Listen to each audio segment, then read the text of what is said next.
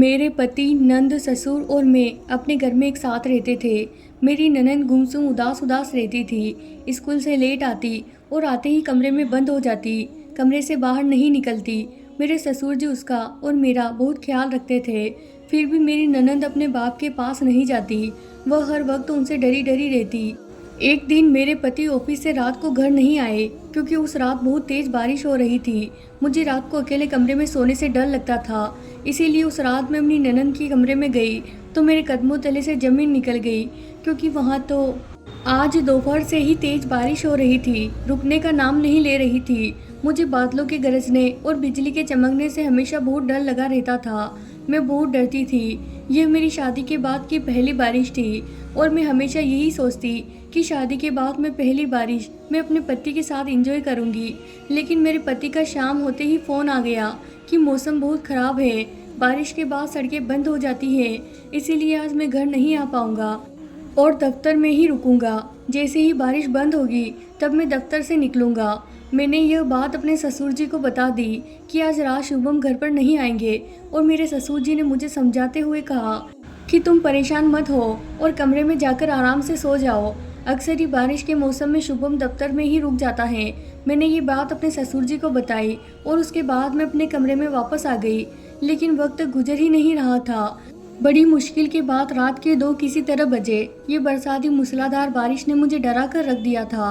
बादलों की कड़कड़ाहट से मेरी जान निकल रही थी।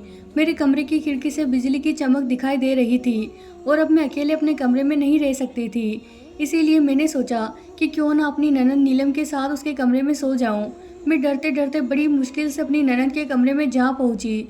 मेरी ननंद का कमरा नीचे था, मेरे ससुर जी के कमरे के बगल में, और मेरा कमरा ऊपर था। शायद इसीलिए मुझे डर लग रहा था और घर में चारों तरफ अंधेरा छाया हुआ था। अंधेरे की वजह से मैं संभल संभल कर सीढ़ियाँ उतर रही थी और जैसे ही मैं अपनी ननद के कमरे में गई तो मेरे होश उड़ गए। मुझे लगा कि शायद मुझे कोई गलतफहमी हुई है, लेकिन आंखों देखा कैसे गलत हो सकता है। नीलम की सिसकियाँ मुझे सुनाई दे रही थी और अपने ससुर की हरकतों को भी देखकर मैं शून्य रह गई थी कि कोई बाप अपनी बेटी के साथ ऐसा कैसे कर सकता है। नीलम के कंधों से ढलकती कमीज और खुले गिरेबान ने मुझे बहुत कुछ समझा दिया था। उस वक्त तो मुझे मेरे ससुर पर बहुत गुस्सा आ रहा था। नीलम बिन माँ की बच्ची थी, उसकी माँ को गुजरे बहुत अरसे हो गए थे। ना जाने नीलम के ऊपर ये सितम कब से हो रहा था और आज मुझे समझ में आया कि नीलम का रवैया ऐसा क्यों है। उसकी खोई खोई आंखों का राज मुझे आज पता चला था। मैं इस घर में आज से 6 महीने पहले शादी करके आई थी। मैं और शुभम एक ही कॉलेज में पढ़ते थे और शुभम ने मुझे वही पसंद किया था। पढ़ाई कंप्लीट होने के बाद जैसे ही शुभम की नौकरी लगी, उन्होंने मेरे घर रिश्ता भिजवा दिया। शुभम एक सुलझे हुए अच्छे लड़के थे और उनकी नौकरी भी अच्छी थी। इस रिश्ते में ऐसी कोई कमी नहीं थी जिसकी वजह से मेरे घर वाले इस रिश्ते को इनकार करते। मेरे घर वालों ने शुभम के बारे में पता लगवाया तो यही पता चला कि शुभम और उसके घर वाले अच्छे हैं। सब कुछ अच्छा होने की वजह से मेरे घर वालों ने इस रिश्ते की हामी भर दी और कुछ दिन बाद मेरी और शुभम की शादी हो गई। शादी से पहले मैंने लोगों से सुना था कि जब घर में एक छोटी और कुंवारी ननंद हो तो रिश्ता निभाना बहुत मुश्किल होता है, क्योंकि वह अपने बाप और भाई की लाडली होती हैं। मैं भी यही सोचकर अपने मायके से ससुराल आई थी कि नीलम की वजह से मुझे बहुत सी मुश्किलों का सामना करना पड़ सकता है। लेकिन नीलम दूसरी नंदों जैसी नहीं थी। वो बहुत खामोश मिजाज लड़की थी। वो अपने काम से काम रखती थी। वो ज़्यादातर अपने कमरे में ही बंद रहती थी। स्कूल से वापस आकर वह घंटों घंटों अपने कमरे में बंद रहती। मैं ज़बरदस्ती उसे खाने के लिए कमरे से बाहर बुलाती तो वो खाना खाकर वापस अपने कमरे में चली जाती थी।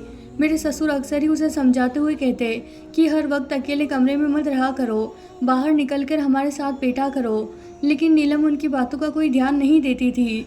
इस बात को मैं शुभम से जब कहती कि नीलम क्यों हमेशा खामोश खामोश रहती है तो शुभम कहते कि वह हमेशा ऐसी नहीं है, माँ की मौत ने उसे वैसा बना दिया है। जब माँ जिंदा थी तो वो सबके साथ घुल मिलकर रहती थी, लेकिन अब वह बिल्कुल बदल गई है। बेहतर यही है कि तुम भी उससे ज़्यादा कुछ मत कहा करो, पापा उसका बहुत ख्याल रखते हैं, धीरे धीरे वह संभल जाएगी। मैंने भी यह सब सोचकर नीलम से बात करना छोड़ दिया कि अच्छा ही है वो घर के किसी मामले में नहीं पड़ती और मुझे भी उसकी तरफ से किसी किस्म की कोई परेशानी नहीं है। वरना मेरी दोस्त की ननंद ने तो मेरी दोस्त का जीना हराम कर दिया था और शादी से पहले मैं यही समझती थी कि मेरे साथ नीलम भी कुछ ऐसा ही करेगी, क्योंकि मेरे ससुर उसे बहुत ज़्यादा प्यार करते, उसकी छोटी छोटी बातों का ख्याल करते। अगर वो खाना खाने नहीं आती तो वो खुद उसके कमरे में खाना लेकर जाते और अपने हाथों से उसे खाना खिलाते। ज़्यादातर वह उसके कमरे में ही होते थे, लेकिन नीलम का रवैया उसके साथ बिल्कुल भी अलग था। वो जल्दी अपने बाप की किसी भी बात का जवाब नहीं देती। अगर मेरे ससुर उसके लिए कोई चीज़ लेकर आते तो उसका अंदाज ऐसा होता कि उसके लिए उनकी लाई हुई कोई चीज़ मायने नहीं रखती। मुझे अक्सर ही उसका अंदाज कुछ अजीब सा लगता, क्योंकि माँ के बिछड़ने के बाद तो बच्चों को अपने बाप से और भी लगाव हो जाता है, लेकिन वह तो अपने बाप से कोसों मील दूर भागती थी। मेरे ससुर जितना उसका ख्याल करते उतना ही मेरा ख्याल करते। मुझे अपने ससुराल में किसी किस्म की कोई कमी महसूस नहीं होती और मैं एक अच्छी ज़िंदगी गुजार रही थी। इसीलिए मैं नीलम के रवैये के बारे में ज़्यादा सोचती भी नहीं थी। शादी के शुरू के दिनों में जब मैंने अपनी माँ को नीलम के बारे में बताया तो उन्होंने कहा, भगवान का शुक्र अदा कर और अपने काम से काम रखा करो।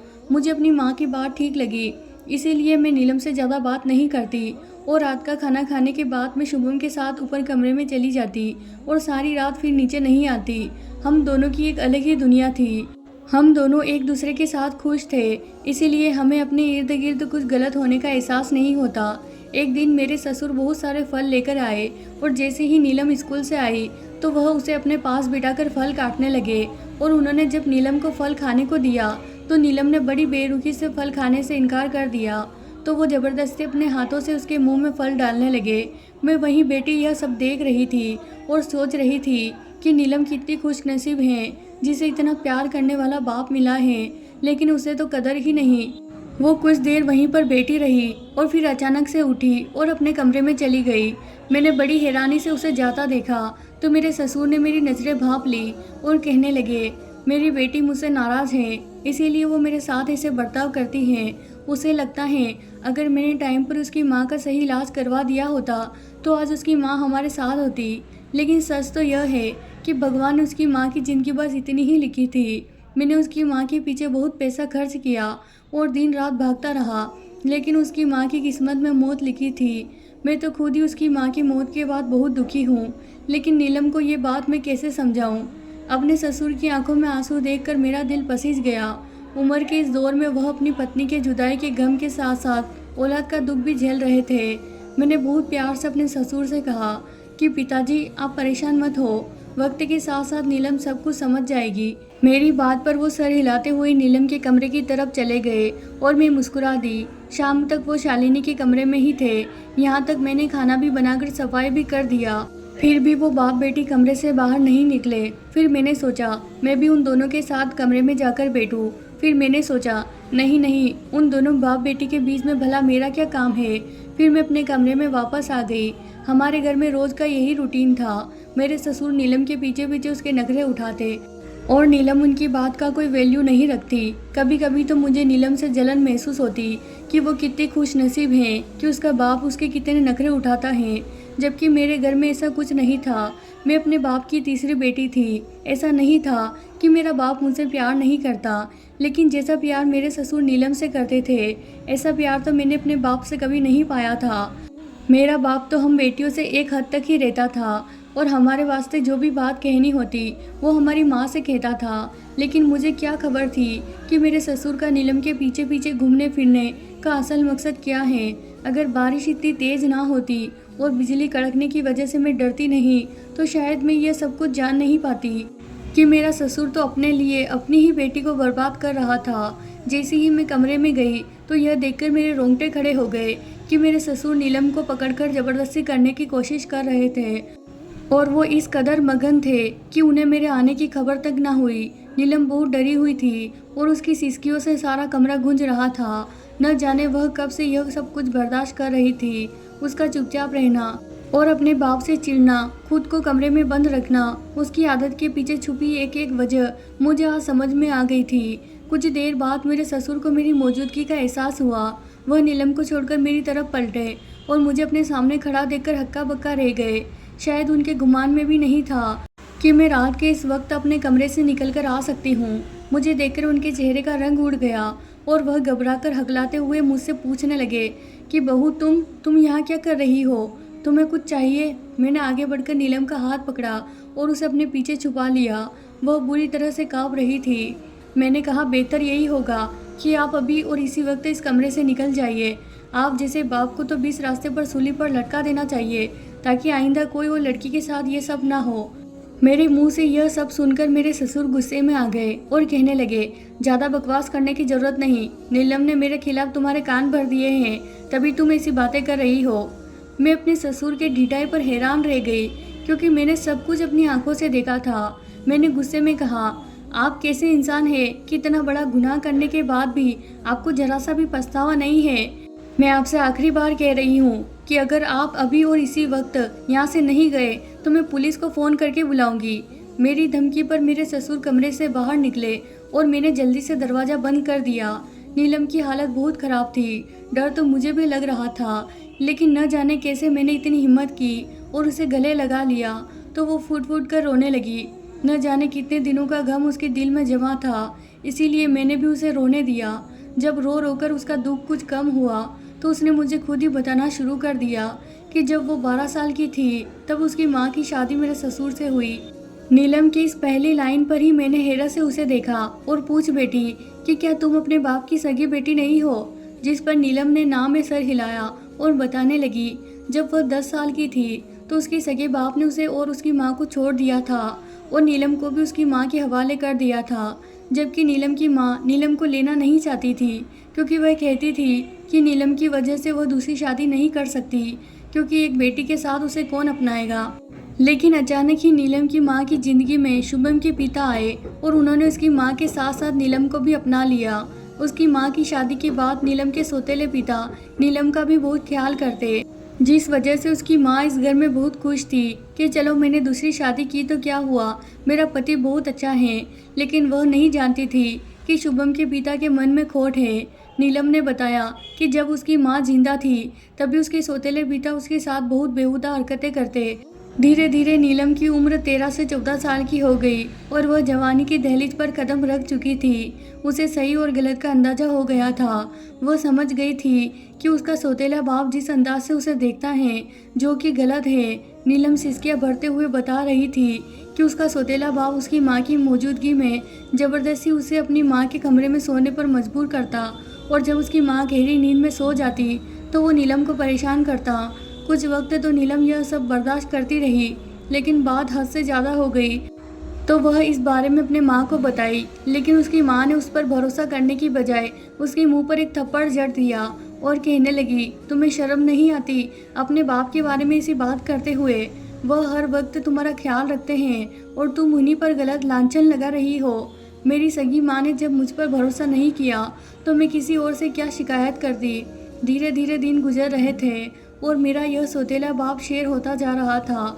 जैसे जैसे मैं बड़ी हो रही थी उसकी नीयत खराब होती जा रही थी। पहले तो वो मुझे बस थोड़ा ही तंग करता था, पर जैसे जैसे मैं बड़ी होती जा रही थी वो अपनी हदें पार करता जा रहा था।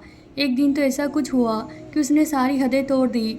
मेरी माँ किसी काम से बाजार गई हुई थी और जब वापस आई तो उन्होंने सब कुछ अपनी आंखों से देख लिया, पर वो मेरे सौतेले बाप को डांटने की बजाय मुझे ही डांटने लगी। उन्होंने कहा कि मैंने ही अपने बाप को बहकाया होगा। मैं एक आस्तीन में छुपी हुई नागिन हूँ जिसने अपनी ही माँ का घर खराब कर दिया। मैंने अपनी माँ को लाख समझाने की कोशिश की कि मेरा कोई कसूर नहीं है, मैं तो खुद हालत की मारी हुई हूँ, लेकिन मेरी माँ को मुझ पर बिल्कुल भी भरोसा नहीं हुआ और उनसे यह बात बर्दाश्त नहीं हुई और उन्हें दिल का दौरा पड़ गया।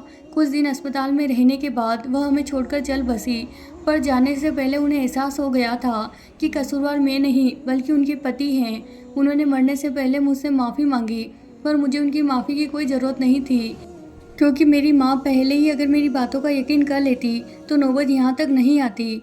माँ के मरने के बाद पहले मैंने सोचा कि मैं यह घर छोड़कर कहीं चली जाऊँगी, लेकिन फिर मुझे इस बात का एहसास हुआ कि एक अकेली लड़की के लिए सारा ज़माना ख़राब है और मैं तो एकदम जवान लड़की थी। मैं इस घर को छोड़कर जाती भी तो कहाँ जाती, आगे भी मेरे साथ पता नहीं क्या क्या होता। इसीलिए मजबूरन मुझे अपनी किस्मत पर समझौता करना पड़ा। मैंने यह बात कभी शुभम भाई को नहीं बताई, क्योंकि मुझे डर था कि अगर वह मेरी बातों का भरोसा नहीं करेंगे तो मैं कहाँ जाऊँगी। नीलम के हाथों को मैं अपने हाथों में दबाया और उसे यकीन दिलाते हुए कहा, आज के बाद तुम्हारे साथ ऐसा कुछ भी नहीं होगा। मैंने कहा, अगर पहले ही तुम मुझे यह सब बता देती तो मैं तुम्हारी मदद ज़रूर करती। इस बात नीलम हंस पड़ी और कहने लगी, मैं तो वह बदनसीब लड़की हूँ जिस पर उसकी माँ ने भरोसा नहीं किया, तो आप कैसे करती। नीलम की हंसी में छुपे दर्द ने मेरे दिल को छलनी कर दिया। बारिश अभी तक थमने का नाम नहीं ले रही थी, लेकिन उजाला होने से पहले बारिश थम गई और शुभम जैसे ही घर आए तो मैंने हिम्मत करके उन्हें सब कुछ बता दिया। उनके लिए इस बात का यकीन करना मुश्किल ज़रूर था, लेकिन नामुमकिन नहीं था। वो भी नीलम के बदले हुए रवैये को बहुत ज़्यादा महसूस करते थे, लेकिन उनको इस बात का बिल्कुल भी अंदाज़ा नहीं था कि इन सब के पीछे उनके बाप का ही हाथ है। यह सब सुनने के बाद शुभम गुस्से में अपने बाप के कमरे में गए। वह बिस्तर पर लेटे हुए थे। शुभम उन्हें कई बार आवाज़ दी, लेकिन उनके वजूद में कोई हरकत नहीं हुई। शुभम ने आगे बढ़कर उन्हें जगाया तो उनकी गर्दन एक तरफ ढलक गई। शुभम ने तुरंत डॉक्टर को बुलाया तो पता चला कि उनके पिता अब इस दुनिया में नहीं हैं। शुभम के पिता जान गए थे कि अब उनका सर शुभम के सामने आने वाला है, और शायद इसीलिए वह इस बात को बर्दाश्त न कर सके कि उनका बेटा उनकी घिनौनी हरकत अब जान जाएगा और उन्हें दिल का दौरा पड़ जाएगा, और वह मौके पर ही दम तोड़ गए। हमारे समाज में न जाने कितनी बच्चियाँ नीलम जैसी हैं जो अपने सौतेले बाप से परेशान हैं। पति पत्नी को एक दूसरे को छोड़ देने से पहले अपने मासूम बच्चों पर एक नज़र जरूर डालनी चाहिए, ताकि कोई भी बच्ची किसी दूसरे के हाथ का खिलौना ना बन सके। दोस्तों, अगर आपको आज की कहानी पसंद आई है तो इसे लाइक ज़रूर करें। साथ ही अगर आप हमारे चैनल पर नए हैं तो इसे सब्सक्राइब करना बिल्कुल ना भूलें। आपकी क्या राय है इस कहानी के बारे में, वो भी हमें कमेंट के ज़रिए ज़रूर बताएं। मिलते हैं इस तरह की नई कहानी के साथ अगली वीडियो में। धन्यवाद दोस्तों।